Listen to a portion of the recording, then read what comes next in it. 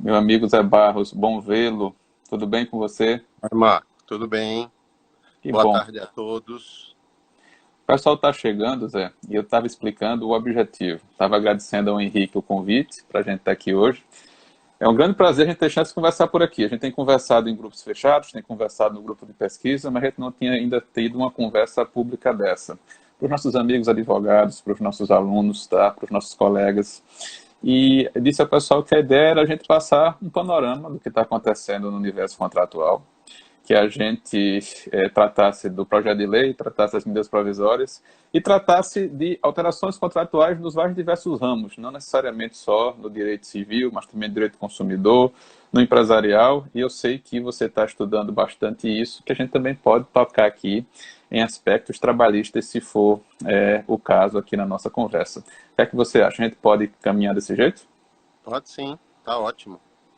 Pronto, então o que eu queria pontuar como primeiro aspecto aqui para a gente discutir é a questão de em que pé a gente está no ponto de vista de legislação. A gente teve uma série de medidas provisórias nos últimos 15 dias. E se você tivesse que destacar duas ou três que tivesse algum impacto no mundo dos contratos, o que é que seria para você? O que é que valeria a pena para o pessoal que não parou ainda para ler o texto das medidas provisórias, que eles possam acompanhar? Por onde é que eles começam? Qual é a sua sugestão? Vamos lá, eu podia destacar pelo menos três, Marcos, que envolvem os contratos empresariais e envolvem contratos de trabalho.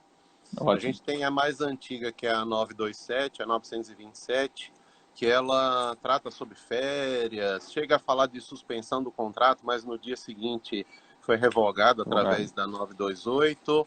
Mas a gente tem uma outra MP que ela aprofunda um pouco mais essa questão, que é a 936, que essa é do finalzinho da semana passada, acho que foi dia 1º ou dia 2, se eu não me engano, de abril, que regulamentou uma série de questões, não só de direito do trabalho, mas a criação de uma compensação financeira para que os trabalhadores que viessem a ter algum prejuízo participassem de benefícios do governo, de auxílios governamentais. E tem a 931 também, que ela envolve algumas mudanças na parte empresarial. Essa MP ela envolve questões de assembleia de acionistas, envolve assembleia de sócios, mas também distribuição de dividendos, adiantamento de valor e especificamente na parte de contrato, ela envolve a questão de administração societária. Ela prorrogou todos os prazos de administração societária até o fim da calamidade pública e ainda colocou um período de 7 meses depois disso para que seja feita ainda uma vacácio de gestão desse pessoal, até ser feita uma nova escolha. Então, o cenário que você está colocando aqui é de medidas provisórias em sequência. Medida provisória revogando medida provisória anterior. Medida provisória que tem força de lei e a gente tem dúvidas se elas vão ser convalidadas ou ratificadas no Congresso no prazo usual, por conta da situação que a gente está vivendo, tá? E medidas provisórias que vão atingindo vários ramos. E aqui eu quero colocar uma discussão que eu acho que vale a pena o pessoal prestar atenção, sobretudo na próxima semana. Para amanhã está prevista uma discussão na Câmara dos Deputados, envolvendo o PL do Senado 1179. O PL 1179 é o PL que vai estabelecer um regime jurídico transitório e emergencial para as relações privadas. E o que é que a gente tem que chamar a atenção? A gente tem uma medida provisória tratando de aspectos societários, sobretudo de como realizar assembleias virtuais, como fazer essa formalização dos atos. E a gente tinha a mesma matéria sendo tratada no PL. Se o PL é aprovado na Câmara, do jeito que foi pelo Senado, e vai para a sanção, ele já está convertido em lei, vai revogar a medida provisória na parte que for que tratar do mesmo assunto, e a gente ainda corre o risco de daqui a mais 3 meses essa medida provisória não ser convertida em lei. Então a gente, além de ter a insegurança do momento, que eu acho que é a insegurança fática de quando é que isso vai terminar, de quando é que a gente vai poder tentar retomar um mínimo de normalidade, a gente ainda passa por um problema de uma inflação legislativa um pouco desordenada, desregrada, que vai gerar para a gente problemas nos próximos 4, 5, 6 meses, tá? Até no judiciário pelos próximos anos, mas para nós, enquanto advogados, para passar uma primeira consulta, um primeiro contato para o cliente, a gente primeiro tem que estar atento para que legislação a gente vai falar. Da semana passada para essa semana, eu acho que a consulta que você daria para alguns dos seus clientes não vai ser a mesma. Eu acho que, assim como eu, você continua trabalhando, atendendo as pessoas, utilizando alguma tecnologia à distância. O que é que você achou das mudanças societárias? Alguma grande novidade em relação à forma de votação? Ou você acha que apenas se incorporou o que a tecnologia já estava oferecendo há algum tempo? Não, Marcos, eu acho que não teve muita inovação. Acho que a inovação até veio atrasada. Ela veio forçada por conta do estado de calamidade, mas já era para ter acontecido há muito tempo. A gente tem meios de comunicação que facilitam você reduzir os espaços. Veja um caso, por exemplo, eu cheguei a gravar um vídeo falando da MP 931, em que o nível de participação de acionista em sociedade anônima no Brasil média é de 15% do capital social. Porque Perfeito. se eu investir 1.000, 2.000, 3.000, 5.000 reais, para mim não é vantajoso sair de Maceió para São Paulo para participar de uma votação. A partir do momento que eu torno essa votação virtual, eu reduzo os espaços e, de repente, eu posso ter uma participação muito maior do acionista e essa pulverização do capital social ela vai ter um outro efeito. Então, na verdade, o coronavírus forçou uma coisa que já devia ter acontecido há muito tempo.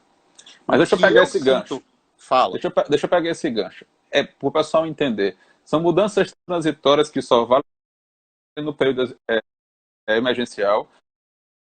As mudanças na forma de deliberação societária são permanentes e perenes e a partir de agora vai ser desse jeito. Não. A MP ela fez dois tipos de mudança. Ela fez a mudança transitória só para o caso da vigência do decreto legislativo número 6, que é o da calamidade pública, mas ela também tem a mudança que é permanente para incorporar essa ideia de você alterar a lei 6.404, que a MP ela não fez só texto para esse período de calamidade. O regime da lei 6.404 para as SAs e o Código Civil para a sua, permitindo essas reuniões ou assembleias. O que eu falo é que isso já devia ter, não é vírus. Isso eu estou de acordo com você. Queria aqui saudar o nosso presidente entre nós conversando e participando desse momento. Nivaldo, parabéns pelo trabalho. Eu sei que você está correndo bastante aí, tentando minorar os efeitos que estão acontecendo para nós da sociedade. Eu acho que vi você um pouquinho sobre pandemia. E aqui o meu ponto de vista, saber se você concorda. Eu tenho visto muitas pessoas que estão utilizando a ocorrência da crise sanitária que a gente está vivendo como se fosse a desculpa padrão para todo e qualquer tipo de inadimplemento. Antes de a gente começar a conversar aqui, eu tratava com o Flávio Mora há mais de 10 dias antes de começar toda a confusão. Tá?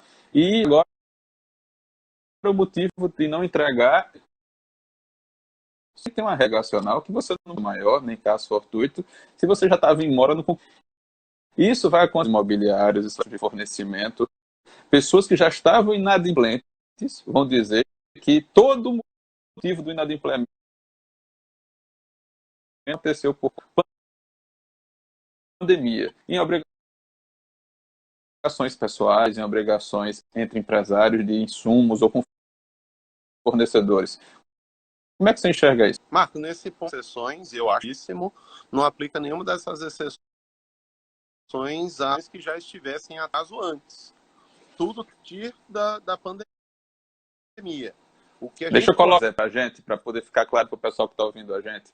A gente está num país muito suspendeu as atividades de maneiras diferentes, com intensidades diferentes, em datas diferentes. E isso para o judiciário vai ser um pesadelo. Eu fico imaginando quando chegar no STJ e a gente, além de ter que fazer a prova do fato do príncipe, do impedimento, da frustração, a gente ainda tem que fazer a prova da regulação local, estadual ou municipal que impediu determinadas atividades que provocaram o inadimplemento, por acaso. No projeto de lei, e eu quero chamar a atenção, é um projeto de lei, eu vi muita postagem essa semana das pessoas partindo do pressuposto que isso já ainda tem uma votação na Câmara, a gente ainda tem sanção presidencial, algum veto ainda nesse projeto, mas no projeto de lei se menciona um decreto legislativo que considerou o início da pandemia, o termo inicial, a data zero para todas as notas diárias é dia 20 de março, tá? Então, o que é que acontece? Eu lembro de 23 de março, está em faculdade pela manhã e está dando aula normalmente, e à tarde indo ao escritório e atendendo as pessoas, e só que, efetivamente, a gente teve uma suspensão, atividades aqui em Maceió. Agora, já que eu falei da data do início, você trouxe a ideia, eu quero te perguntar a tua opinião sobre a data, porque todos os artigos que têm modulação de artigo do Código Civil no projeto tem como termo final, data do motivo, de outubro de 2020. O que é que você acha da previsão do projeto? Ô Marcos, qual é a minha preocupação disso? Primeiro, é uma coisa que não é de um controle jurídico. A gente está tentando colocar um prazo de uma coisa que é o direito, o fim da pandemia. Aí, qual é a minha preocupação disso? Eu já vi notícia de tudo, que em 3 meses passa o pico, dá para a gente viver numa boa. Mas eu vi uma notícia aí que seria, vamos lá, a mais realista, que em torno de...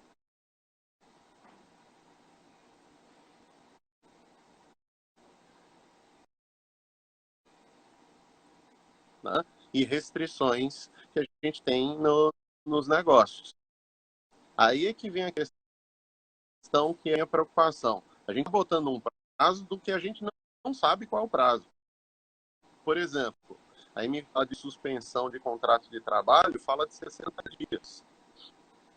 Vai falar de salário, fala Perfeito. de Então a gente 90. tem uma E se legislação. as empresas precisarem mais do Nós que temos uma isso? legislação. Isso, a gente Exato, e cada lei fala um prazo diferente. não tem uniformidade no prazo. É. E outra coisa, nada impede que esse prazo seja prorrogado ainda. Então a gente não tem definição. Essas datas, tá? Isso dificulta qualquer planejamento. O que é que a gente vai fazer na sequência da data do término? Agora, eu quero chamar a atenção para um ponto da gente, que é o seguinte: se você comprou alguma coisa que não chegou, se você está ingressar com ação e desde que o judiciário suspendeu o evento presencial, relaxou e não foi procurar seus documentos. O Código Civil, quando estabelece as regras de discernimento e interrupção de prescrição, é taxativo. E se você olhar no rol do Código Civil das hipóteses de suspensão, das hipóteses de impedimento que o prazo sequer começa a correr, você não vai encontrar a justificativa da força maior e do caso fortuito. É por isso que no projeto de lei que está no Senado, o projeto de lei já inicia com uma cláusula geral de suspensão e de impedimento dos prazos de prescrição. Suspensão para os prazos que já começaram e impedimento para os prazos que iriam começar e, por conta da pandemia, nem sequer vão iniciar a correr. Mas o que é que você acha? A gente hoje, se fosse ingressar com ação no judiciário, a gente peticionaria eletronicamente. Aí, na contestação, o fornecedor diria que o prazo prescricional para exigir aquela prestação terminou na semana passada. E na semana passada a gente já estava trancado dentro de casa no isolamento social. O razoável é que alguém que perdeu o prazo ou na semana passada vá ao judiciário alegando suspensão da prescrição, ou isso não só ocorre que a pessoa perdeu a possibilidade de estar. Como é que você fez isso, Zé? A minha preocupação disso, Marcos, é justamente que a gente estava falando da questão do prazo.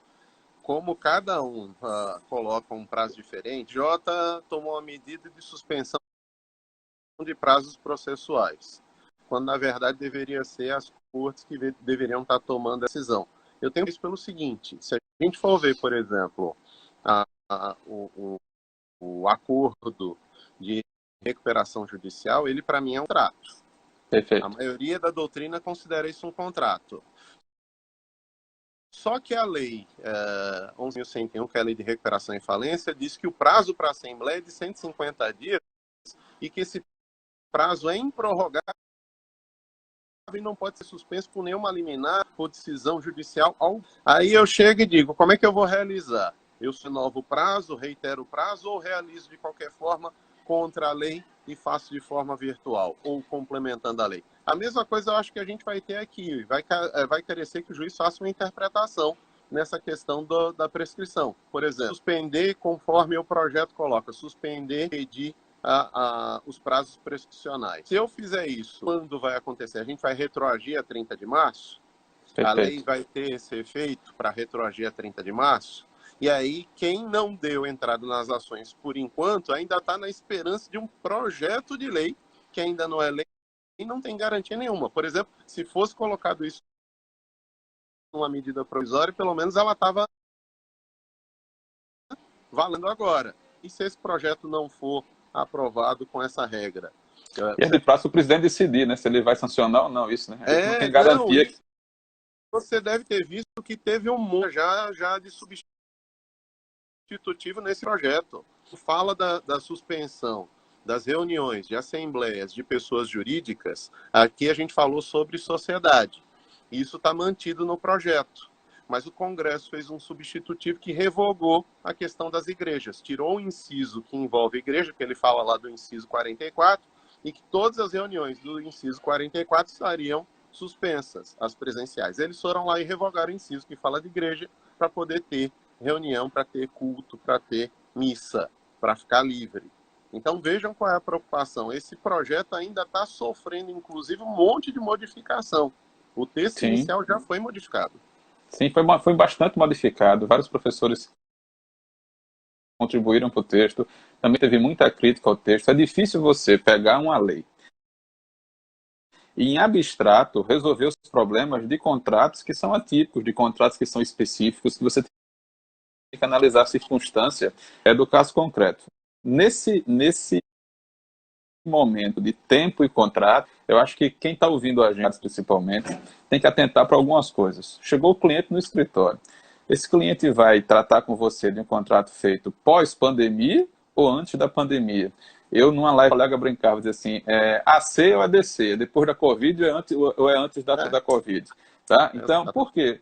Porque eu estou em casa, você está em casa, mas você está contratando. Você compra alguma coisa para entregar na sua casa, você pede mercadoria pela internet para ser entregue daqui a mais 10, 15 dias. Então, não é porque a gente está em casa em distanciamento social que a gente está deixando de contratar. Tem chegando energia na sua casa, tem internet na sua casa. Você já imaginou se suspendessem agora energia elétrica, banda larga e TV por assinatura durante esse período de isolamento? Como é que ia ficar a vida da gente? Então, a vida não para. E se a vida não para, os contratos não param. Eu preciso analisar quando é que esse contrato foi formulado. E segundo, que é uma coisa que parece contraditória e é contraditória. A gente vinha de setembro do ano passado com a Declaração dos Direitos da Liberdade Econômica. Na Declaração dos Direitos da Liberdade Econômica, se altera o artigo 113 do Código Civil, se altera o artigo 421 do Código Civil e basicamente se reafirma força obrigatória e autonomia das partes no contrato. Se reafirma no 421 que qualquer intervenção judiciária no contrato deve ser algo excepcional e que para alocar o risco que elas acham que cada um contrato. Então a gente estava num formato e numa metodologia. Aí, e você dá um giro de 180 graus e a pessoa olha para você e diz assim: eu agora preciso do Estado interventor. Então a gente, em meses, passou de uma outra perspectiva e eu estou vendo algumas pessoas em relação a isso. Meu lugar de fala é da pessoa natural, daquele que é destinatário final de produto ou do serviço. Você, no dia a dia na faculdade, se preocupa também com os empresários e com os insumos. Como é que você vê hoje um contrato empresarial paritário que prevê assunção de risco, alocação de risco, ou até que disciplina que eventos de caso fortuito e força maior não podem ser opostos à outra parte ou justificar o inadimplemento? Você acha que esse tipo de cláusula no contrato paritário deve prevalecer na situação atual? Marcos, o que eu entendo? Eu acho que a gente tem que avaliar caso a caso. Cada caso ele tem que ser visto nessa situação. Se a gente pensar, partindo da primeira da tua pergunta, que o contrato é simétrico, que ele é paritário, eu acho que a gente tem que manter a regra da declaração de liberdade econômica. Se eu fiz uma alocação de risco no contrato, essa alocação ela tem que ser respeitada. O que a gente eventualmente vai discutir, e aí o PL também chega a tratar, é a acessibilidade de certas situações. Mas se você já tinha alguma noção de algum risco o que estava sendo. Porque, por exemplo, a gente tem negócios aí que cresceram em preço do que antes. Tem que envolvem EAD, educação à distância, empresas que tratam de comunicação, o valor delas em bolsa de valores cresceu, enquanto outras estão tendo restrição. E aí essa é a minha preocupação. A gente estudar caso a caso, porque primeiro, a relação aí, a própria alteração do artigo 421 já previa essa disposição, que você analisa o caso concreto, se essa paridade, essa proteção, essa paridade de armas no contrato. Mas, havendo essa alocação de riscos, a não ser que há uma comprovação específica que esse fato novo venha prejudicar, inclusive, essa alocação de riscos, eu acho que ela tem que ser mantida. Isso eu não... eu acho que seria mais ou menos equivalente ao seguinte: eu fiz o contrato de alegar em previsão. Perfeito. Então, se eu já tinha uma previsão do risco e já havia uma alocação de riscos, o que está de Estado para resolver isso? Deixa eu colocar um caso para você. Eu fiz uma compra na semana passada e o fornecedor me tinha dois preços. Se você comprar pelo centro de distribuição A, eu não tenho ele em estoque. Eu não tenho como garantir o prazo de entrega. Mas se você comprar no centro de distribuição B, ou seja, colocar o frete de outro lugar, aí você vai pagar mais caro, mas o produto está aqui comigo, que vai chegar até o dia X. Então, estou fazendo um contrato no meio da pandemia, que já tem uma cláusula, tá, que pode disciplinar as consequências do desfazimento. Eu estou disposto a pagar mais caro para garantir que aquilo vai chegar, já que eu não posso receber aquele produto de determinada maneira. Eu quero destacar aqui, a gente está numa cidade que está com uma série de problemas imobiliários. Aqueles que estão me ouvindo e que têm contratos imobiliários, que atentem para o seguinte: até amanhã eu vou fazer uma live específica sobre contratos imobiliários, convidar o que quiser assistir. Os contratos imobiliários é comum a gente ter, é prático no mercado, chamadas cláusulas de tolerância. A tolerância diz que o fornecedor, daquele que para um apartamento ou unidade imobiliária, tem, depois da data fixada para entrega, um período de graça de até 180 dias, no qual ele não pode ser responsabilizado por nenhum tipo de acréscimo de encargo, se por acaso atrasar o cronograma de entrega das obras. E é o que às vezes o empresário, aquele empresário que não cumpre os seus deveres contratuais, ele não é publicitário, mas ele trabalha com prazo diferente. Eu vendo o imóvel dizendo que o dia X, mas eu estou trabalhando. O dia Y são 6 reais, porque eu já estou partindo do pressuposto que eu tenho que aplicar a cláusula que quiser, quando eu quiser, sem nenhum tipo de justificativa.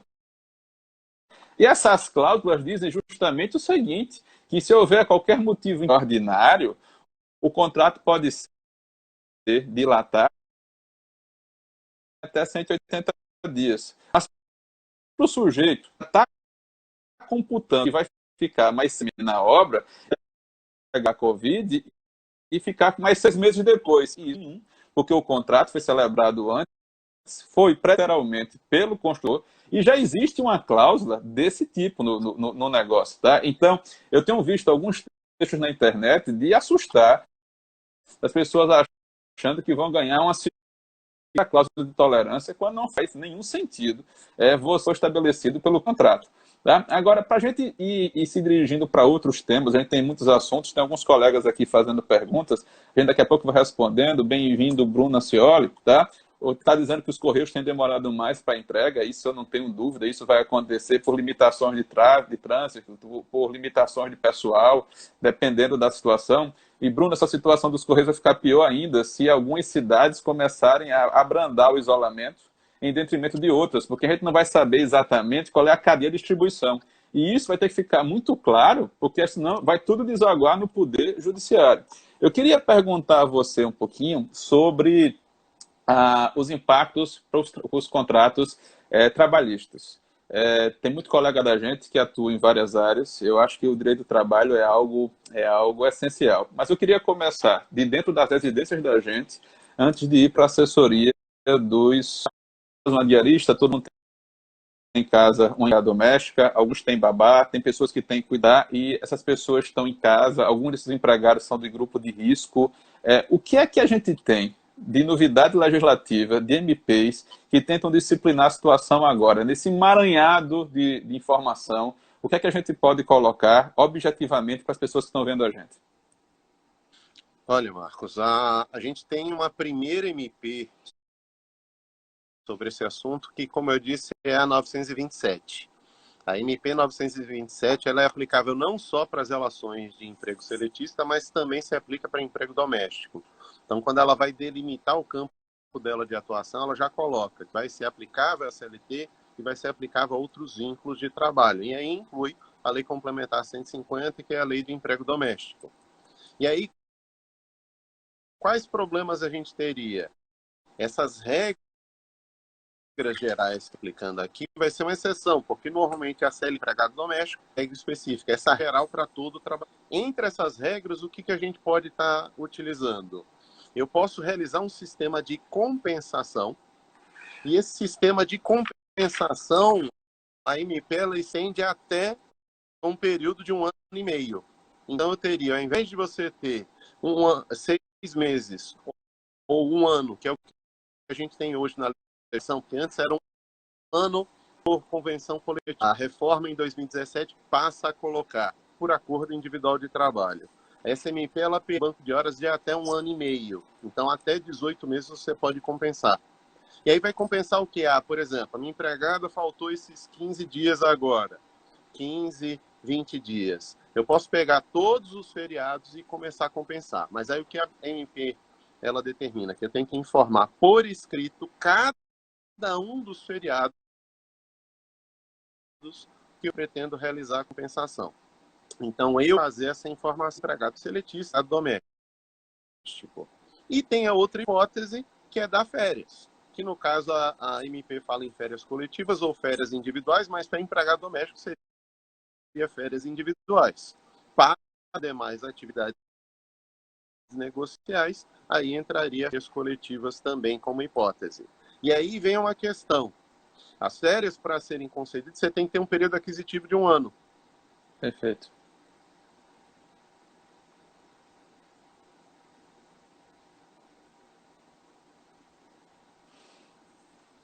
Eu acho que você está com problema de conexão, Zé. Não estou conseguindo lhe ouvir.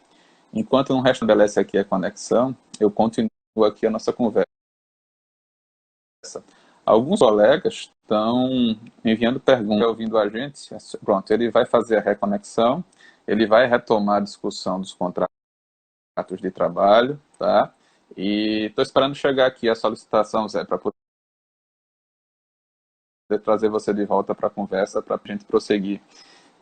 Pessoal, essa live vai ficar gravada, vai ficar agora no Stories da... Vou tentar dar um jeito aqui de baixar esse vídeo e também deixar disponível no canal do YouTube, tanto no meu quanto no professor Zé. O nosso tema hoje é contratos. Lá no meu canal do YouTube você vai encontrar uma aula de 40 minutos sobre contratos e um podcast que eu gravei com alguns colegas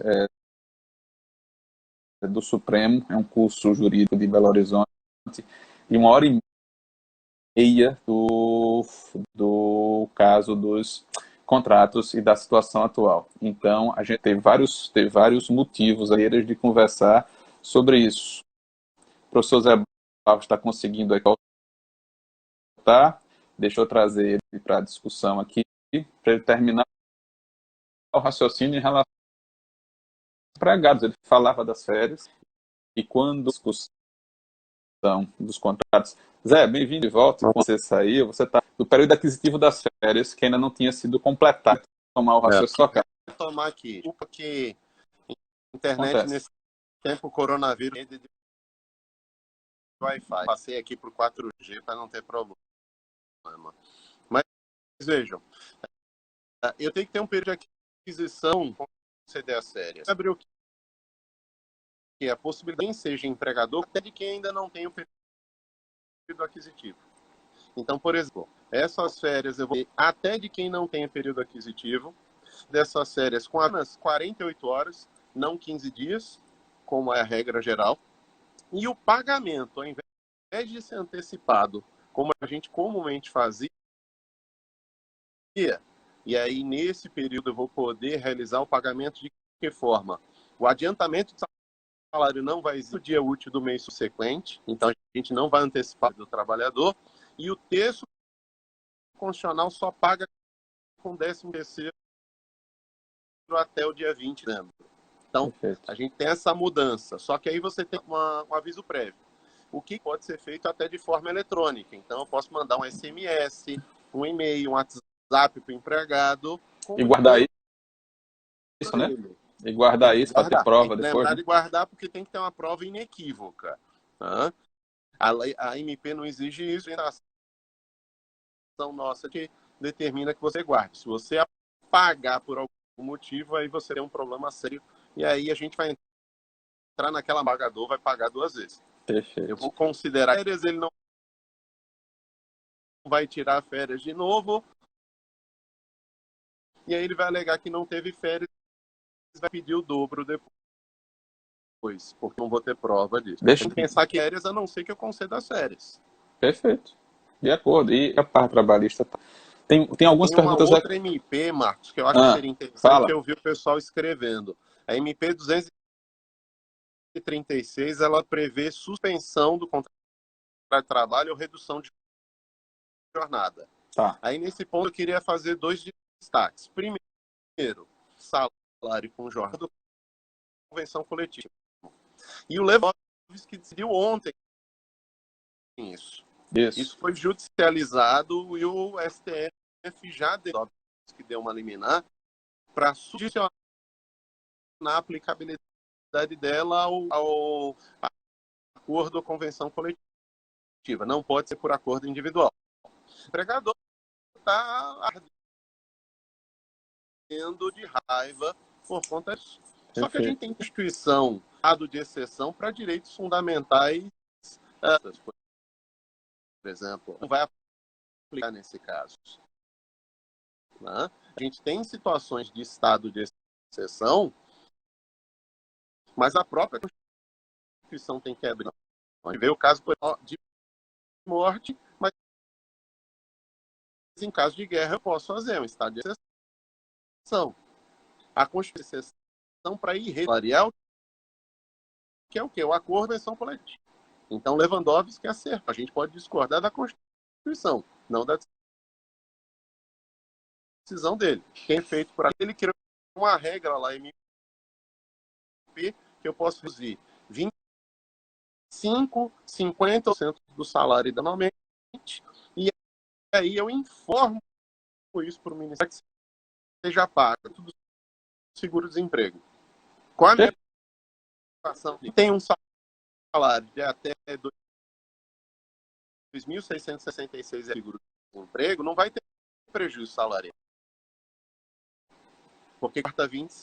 A minha preocupação é quem está acima disso. Porque se 20, 30 mil reais, 25% de 2.600, aí é de 1.800, que é o teto do... Porque quem ganha 2.600 vai ter um seguro-desemprego de 1.800 e quebrados. Imagina qual seria o prejuízo que essa pessoa vai ter. Então, o prejuízo é muito menor, é a grande massa da população. E a suspensão também empresa.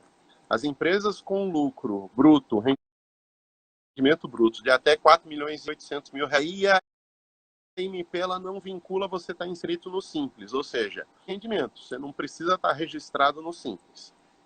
Se você tiver esse rendimento, a suspensão pode ser de até 100%, se não tiver, vai ser 100%, e é 30% do salário.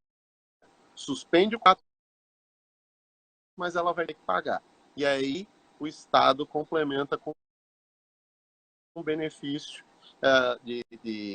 complementa com valor também. E essa é a questão. Trabalhista principal é isso.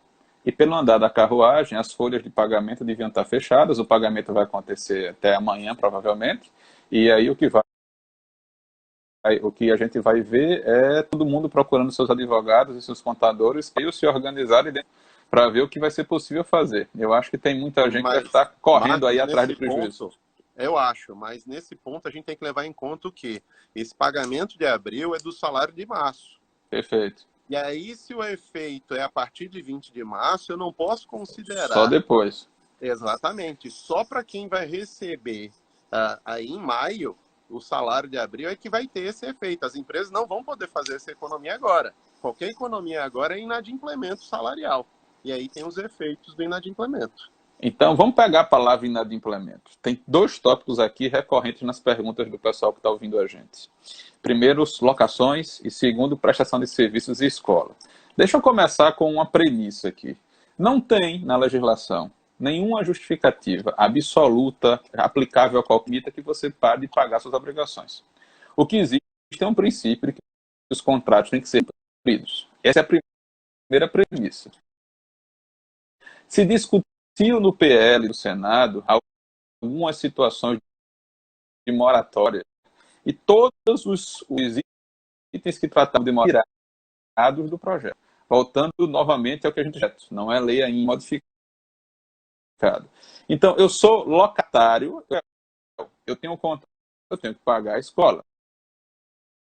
Mas, Marcos, sabe qual é o problema? Eu tenho aula de música, eu tenho uma academia, eu não posso... Bom, então, a minha está num contrato que você já usufruiu o mês de março todinho, e no mês de abril você está pagando o mês de março. Você está naquele contrato que você paga primeiro para depois você utilizar. Vamos utilizar um exemplo. Plano de saúde você paga para usar. A sua TV paga para usar. Mas algumas academias você usa primeiro e paga no final. Tem pessoas que contratam por mês, tem pessoas que contratam o ano e parcelam o contrato do ano, ou semestre, em X parcelas, que corresponde, parece ser um contrato mensal, mas não é um contrato mensal. Eu tenho visto algumas pessoas tratando, por exemplo, de escola. Vou tirar meu filho da escola, meu filho está no maternal e quando isso passar eu volto. Peraí, que contrato você celebrou? Você celebrou um contrato anual ou semestral? O seu contrato, porque se você decidir sair do contrato, vai ter uma multa para você pagar. E você vai dizer assim, não, mas eu não dei causa a encerrar o contrato. Nem você, nem a escola. Porque o seu personal também não pode dar aula para você, o seu fisioterapeuta não pode fazer a fisioterapia com você. Nenhum prestador de serviço agora, geral, pode exercer o trabalho regularmente, porque ele está impedido por um ato munícipe. Então, antes de uma situação de mero inadimplemento, a gente tem um descumprimento contratual sem culpa. Veja nessas situações aqui, é frustração do objeto do contrato. E quando o negócio é frustrado, você não pode cumprir o contrato, nem eu posso cumprir o contrato. O que envolve? No sentido de o contrato anterior. Se alguém não prestou o serviço, tem que devolver. Tá? Agora, o que acontece? Não acordo com a pessoa e deixar um crédito normal e etc. O que eu queria saber é que você está enxergando a discussão nas locações. Tá? E aí vamos, residencial, empresarial. Sei que tem muita gente aqui ouvindo a gente que tem clientes, assessoram lojistas que estão em shopping center, às vezes tem pontos comerciais na rua, pessoa no seu escritório angustiada. E eu queria que você tratasse as duas circunstâncias. O locatário não me pagou, ou meu locatário quer acabar com o contrato. Eu sou locatário e estou com a loja fechada e eu não consigo pagar o aluguel. Como é que você enxerga isso? Veja, Marco, a gente tem que avaliar mais uma vez, eu acho que tem que ser cada caso. O caso concreto é quem vai determinar isso.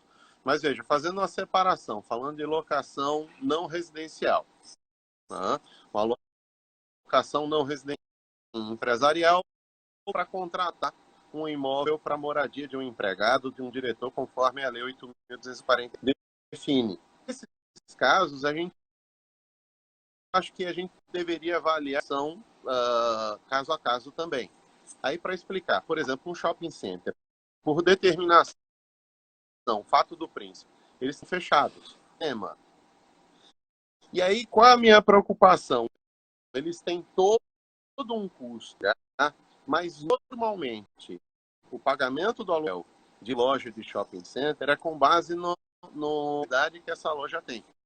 Perfeito. E aí isso ela já não teria que pagar. A preocupação aqui vai ser vai ser o valor mínimo, vai ser manutenção de marketing, de propaganda que o shopping tem. E aí, nesse período, não tem. Então, por exemplo, a época de Páscoa agora, não vai gastar propaganda nenhuma para fazer Páscoa, tá? para fazer festa de Páscoa e chamar todo mundo, fazer sorteio de carro, e já está começando a ter, pensando do lado já está começando a ter uma série de decisões determinando ou a redução ou a suspensão de pagamento de valores que envolvam o contrato de locação em shopping center. Então, pensando em shopping center, a gente já está tendo decisões que envolvem isso. Eu acho que a melhor postura, tinha anotado aqui o 567 isso. Do Código Civil, fala justamente dessas situações imprevisíveis que você poderia estar aplicando o quê? Uma revisão do contrato, uma redução, tá? Conforme a situação, porque você tem um impedimento. Então, vamos lá. Cinema, eu acho que a gente não vai ter nem até outubro funcionando cinema tão cedo. A gente está vendo as notícias que a indústria cinematográfica está suspendendo todos os filmes e está optando em mandar o filme para o serviço de streaming direto. E o que acontece? Como é que ficam os cinemas que vão passar esse tempo todo e não receber? Mas não vão receber nada. Mas como é que fica o shopping também, do outro lado? O shopping tem um condomínio, ele tem funcionário para pagar, tem uma série de coisas que ele tem que manter. E aí, as decisões sociais têm sido no sentido não de reduzir completamente, mas reduzir, a preocupação está numa outra, no comércio, ou um escritório, por exemplo, no acervo, em que eu estou alugando uma casa ou alugando num prédio de escritório, em que não se determinou o fechamento compulsório desses ambientes. Haveria justificativa para que o locatário deixasse de pagar? Eu acho porque os pacientes estão com medo de ir para o médico, porque não querem procurar o advogado. Situação, mas está lá. Está o tempo todo me procurando, eu estou dizendo, eu posso atender para você via internet e a gente pode agendar um atendimento. Não. Agora, aí eu tenho uma sala, eu estou alugando a sala, e eu digo, não, mas eu não vou porque agora a gente está com ação de mobilidade. Eu acho que tem que avaliar cada caso. Concordo com você. E veja só, você está falando do shopping. Aí a gente do shopping, o pessoal da praça de alimentação. Vamos imaginar que tem uma cidade que o shopping está fechado para praça de alimentação, estão vendendo por delivery. E estão vendendo mais do que venderiam durante o shopping, só tem movimento na sexta e no sábado. Eles agora estão abrindo na hora do almoço, estão vendendo comida. Então, o que acontece? Ele vai parar de pagar o aluguel se ele está usufruindo mais. Eu sou lojista, a minha loja está fechada, mas o meu estoque está lá guardado. Tem segurança, a segurança não foi embora. Então, armazenar os meus produtos, eu preciso remunerar a pessoa que está sendo a depositária daqueles produtos. O que é que primeiro eu vejo? As pessoas raciocinam assim. Se tiver igualdade de condição, está ótimo. Se eu tiver na posição inferior, mas se eu conseguir ficar na posição superior, está ótimo de novo. Pode ser desse jeito, transferir o ônus inteiro do negócio para outra pessoa. Ela esquece que eu não estou numa partida de futebol que um ganha e um perde. A relação é trabalhar para juntas cooperarem e buscar o melhor resultado possível. Então, essa é uma premissa. Eu vim por aqui, fiz MIA por um ano, paguei no cartão de crédito, o que é que eu faço? Pegue o seu contrato, leia o seu contrato. Cláusula dizendo o que é que vai acontecer. Qual é o seu interesse? É suspender o contrato durante esse período? Seu interesse é encerrar o contrato? Você já entrou em contato com a academia para saber se eles também estão penetrados nesse período? Eu acho que a primeira mensagem que tem que deixar aqui para as pessoas é que ela precisa entrar em contato com a outra parte, se ela conseguir, tá certo? Manifestar as dificuldades que ela está, se o outro tem condições de mitigar esse prejuízo, tá? E a gente tem N maneiras para a gente resolver esse tipo de circunstância. Agora, a pessoa vai procurar, e a primeira pergunta que eu faço à pessoa é o seguinte: o que é que você quer? Porque a discussão de revisão relaciona para aqueles contratos que são de longa duração. Ou você quer encerrar o contrato. Porque quando eu uso a palavra encerrar, eu vou partir o 478 do Código Civil, eu estou falando de resolução por penalidade excessiva. E o que é que eu estou dizendo? Que eu tinha de contrato. Que até aqui eu consegui cumprir o contrato. Mas vendo tudo que está acontecendo à frente, eu não vou conseguir cumprir esse contrato como eu gostaria. É muito penoso para mim. Eu prefiro encerrar aqui. O que eu vou pedir ao juiz é para me liberar das obrigações que eu tenho lá para frente, porque eu parte não concorda em encerrar o contrato, quer que eu permaneça no contrato, tá? Ou eu vou alegar estado de necessidade. E aqui eu estou falando, por exemplo, de pessoas que precisam de atendimento, de pessoas que estão indo prestações porque estão em outras cidades e o voo foi e a pessoa não tem para onde ir, ela vai ter que alugar um imóvel, tá? Então eu tenho uma multiplicidade de situações enorme e por conta dessa multiplicidade de situações, a gente não pode simplesmente entender que vai encontrar aqui uma solução mágica para resolver todos os seus problemas. Isso acho que não existe. Agora, me diga uma coisa, o que é que você acha, levando em consideração o nosso cenário alagoano aqui, da capão do poder judicial para esses problemas no espaço de tempo que as pessoas precisam? Explico. Uma ação aqui no primeiro grau vai durar entre anos, dependendo da quantidade de incidentes que tiver. Você imagina esse monte de gente, todos buscando revisão de contrato, reequilíbrio negocial, esperando uma decisão do Poder Judiciário. Até que isso apareça, saia, partindo do pressuposto que a gente não vai ter recurso para a instância extraordinária. Você acha isso viável no momento que a gente vive, imaginando que pós isolamento social a gente vai ter uma recessão, que pode ser uma segunda onda, talvez mais grave para os contratos do que essa primeira? Como é que você enxerga isso? Marcos, eu acho que antes até, vamos lá, sair do período de calamidade de coronavírus. Eu já acho que a gente deveria evitar, a gente deveria procurar métodos alternativos para solucionar a demanda. E aí uma delas é tentar iniciar acordo. Agora, principalmente, porque, vamos lá, pensar na situação sendo realista, que existem algumas que o processo anda naturalmente, mas infelizmente algumas outras só vão andar se você tiver a presença física. E aí, qual é a minha preocupação dentro disso? Eu dou entrada num processo, queimo a etapa da negociação e fico eternizando essa discussão num processo judicial que eu não sei quando vai terminar. Eu posso citar aqui como exemplo, não sei se quem está ouvindo a gente vai lembrar disso, na época do governo Fernando Henrique, houve uma saída do câmbio fixo do dólar para o câmbio flutuante. E aí, quando os contratos de leasing eles eram feitos indexados no dólar e o dólar disparou de 1,80, 1,50, 1,80 para quase R$ 3, simplesmente foi uma onda de gente querendo mover processo alegando onerosidade excessiva, querendo quebrar o contrato. E aí, qual foi a solução? O governo veio, fez uma intervenção na relação para dizer, vamos fazer o seguinte, quem quiser desistir da ação, vou botar o dólar em 1,86 e pronto. Eu conheço gente que não desistiu da ação e o processo ainda está durando até hoje.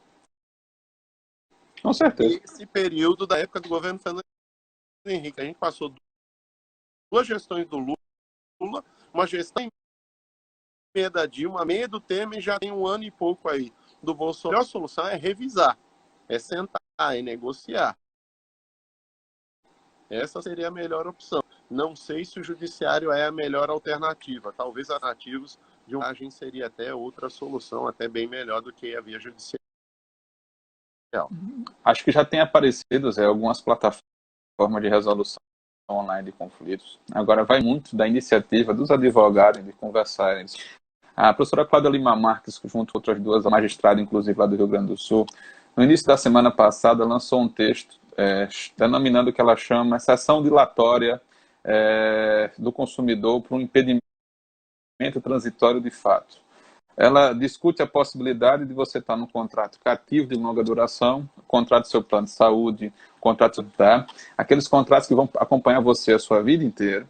Você não tem interesse nenhum em acabar com o contrato, mas por conta da situação fática, você perdeu o emprego, você não consegue desempenhar a sua atividade, você está diante de um quadro onde você não consegue cumprir suas obrigações em dia. O que provavelmente vai acontecer é que o outro lado do contrato vai lhe acionar judicialmente. E aí, em resposta a essa ação de execução do contrato, essa ação monitória, essa ação de cobrança, haveria uma exceção dilatória, tá? Basicamente um convite a você sentar e dizer o seguinte, olha, eu estou nessa situação por fato alheio à minha vontade, eu estou numa situação de quase ruína, eu tenho como me reerguer, mas eu preciso de tempo e vamos negociar. Então, o que é que eu acho que vai aparecer? E tem muita gente se enrolando com isso. Uns falam de imprevisão, uns falam de alteração das bases, da base objetiva do negócio, uns falam de cláusula rebus, uns falam de fato que é o caso fortuito de força maior, uns falam do 317, uns falam do 393 do Código Civil, uns falam de exceção do contrato não cumprido. Veja, isso são todas ferramentas. A gente vai ter que ver o caso específico para saber qual é a melhor ferramenta. Isso começa dando do comportamento das pessoas antes da pandemia, do comportamento durante a pandemia e da adoção ou não de medidas de mitigação de prejuízo no negócio. Então, a gente está diante de uma discussão que ela não vai ser massificada, ela vai ser analisada, caso você tem que estar preparado para uma demanda, e a gente, enquanto profissionais, que a gente é contratado para resolver os problemas e não ações. A gente tem que evitar a perpetuação do litígio. A gente precisa buscar a pacificação das partes. Como é que a gente vai fazer? Primeiro tem que estabelecer. E qual é o fundamento legal para isso? Eu acho que o fundamento legal para isso a gente extrai do 422 do Código, da boa-fé, do dever de cooperação.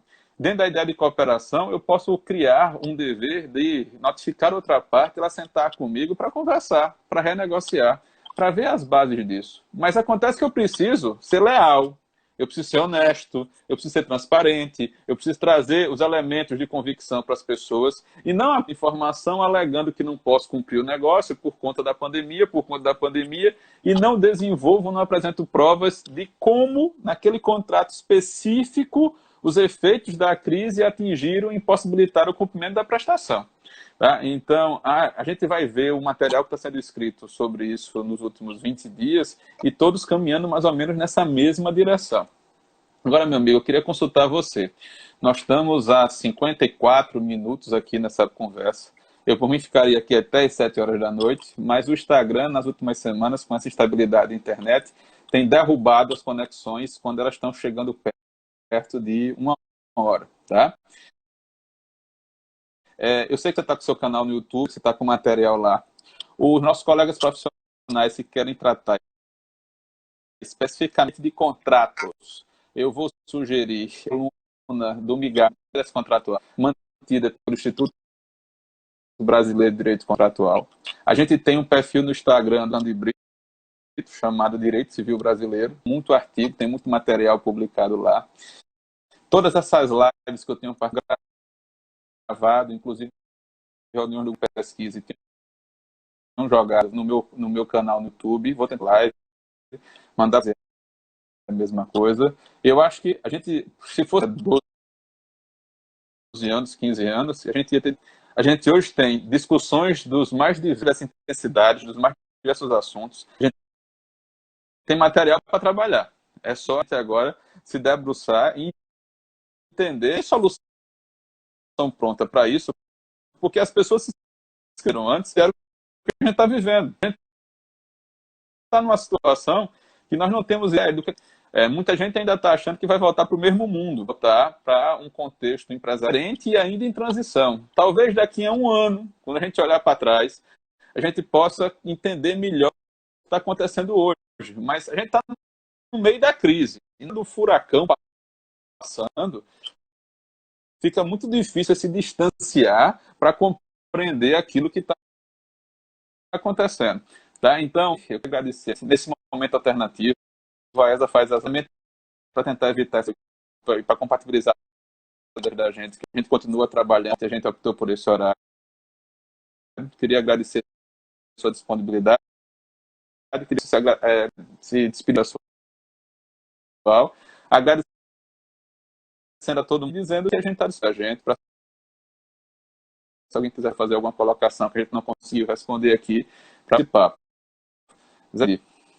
Eu quero agradecer a todos vocês. Não dava para a gente, enquanto estava Marcos, tá lendo aqui os textos que você... Ou eu falando o que o Marcos está falando, ou tá lendo o texto. E os textos estão subindo muito rápido. Então, quem quiser falar comigo pela via do Instagram ou por qualquer... Pode estar entrando em contato comigo. entrando em contato com a conta dele do YouTube, eu tenho a minha conta, e abrindo agora uma conta de podcast pelo estou pegando isso, todos esses vídeos meus e estou então até mais leve para estar ouvindo condições de estar vendo.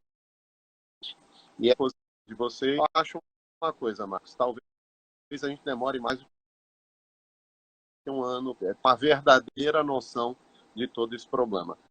De fato, eu acho que, sem brincadeira, mas aqui sem brincadeira, tem a real noção do que a gente está passando agora é renda Inglaterra. Porque ela vivenciou o Mundial de Limites. Eu digo isso porque, pela palavra que na Segunda Guerra elas eram fechadas para não ter, para correr risco de um bombardeio ou o que quer que seja. Você imagina que se isso imagine na Inglaterra. Eu acho que talvez a única das pessoas no mundo que tem a noção do que a gente está passando de efeito, e aí fica uma coisa realmente complicada, porque eu acho que a gente tem bons anos para sentar a poeira e começar a ver que funciona. São disso tudo. A gente está polarizando discussões, eu acho que essa polarização do direito para a discussão do direito. Por quê? A gente está vendo gente de um lado dizendo tudo por conta de preservação da economia e de tudo para preservar. Lá não, você vai deixar de vai pagar salário. Esses porque se eu do trabalhador vai faltar dinheiro no investir na saúde dessa. Então não adianta de nada ela é menor e no final das contas esse também consumidor deixar de reinvestir nas bem. Então tudo isso tem que ser repensado e a gente, como você disse, no olho do furacão, não com todo. E aí, não vendo o problema todo, onde vai, a gente fica perdendo igual cego no meio de um tiroteio, atirando para tudo que é passão, que eu acho que a gente tem que ter, de estar acalmando, assentando a poeira com essa ideologia política nas discussões, aí nesse caso, para a gente ter um efeito melhor dessas decisões que são hoje emergenciais, mas que vão surtir efeitos como a gente viu judicialmente durante alguns anos. De qualquer forma, eu quero agradecer aqui todo mundo que eu chamei, para todo mundo que o Marcos chamou e que outros colegas acabaram chamando